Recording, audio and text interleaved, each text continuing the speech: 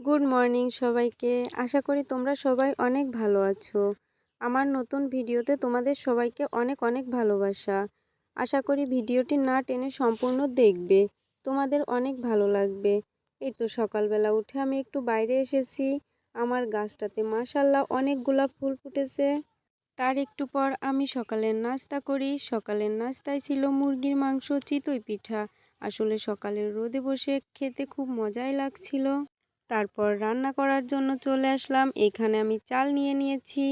চালগুলা নেওয়ার পরে আমি সুন্দরভাবে ধুয়ে নিব। চালগুলা ধোয়ার জন্য পানি দিয়ে দিয়েছি। চালগুলাকে ভালোভাবে ধুয়ে বসিয়ে দিয়ে তারপর আমি রান্না করব মুরগির মাংস। এজন্য মাংসটাকে ভিজিয়ে নিলাম, সাথে আলুও কেটে নিলাম। মাংস আলু একসঙ্গে ভিজিয়ে রেখে আমি এখন ডাল রান্না করব। তার জন্য ডালগুলাকে ভিজিয়ে নিচ্ছি। তারপর যে মশলাগুলো লাগবে সেগুলা রেডি করে নিচ্ছি। এখানে মরিচ, পেঁয়াজ, রসুন সব কিছু নিয়ে নিয়েছি। ডালের জন্য মশলা রেডি করে নিয়েছি। এখন আমি মাংসের মশলা কষাতে দিয়ে দিয়েছি। মশলা কষানো হলে মাংসগুলাকে দিয়ে দিয়েছি।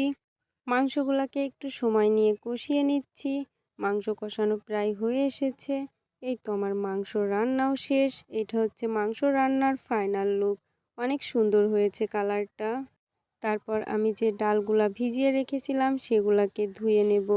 ডালগুলা ধুয়ে নেওয়ার পর ডালগুলাকে আমি রান্নার জন্য বসিয়ে দিলাম। এই তো আমার ডাল রান্নাও শেষ।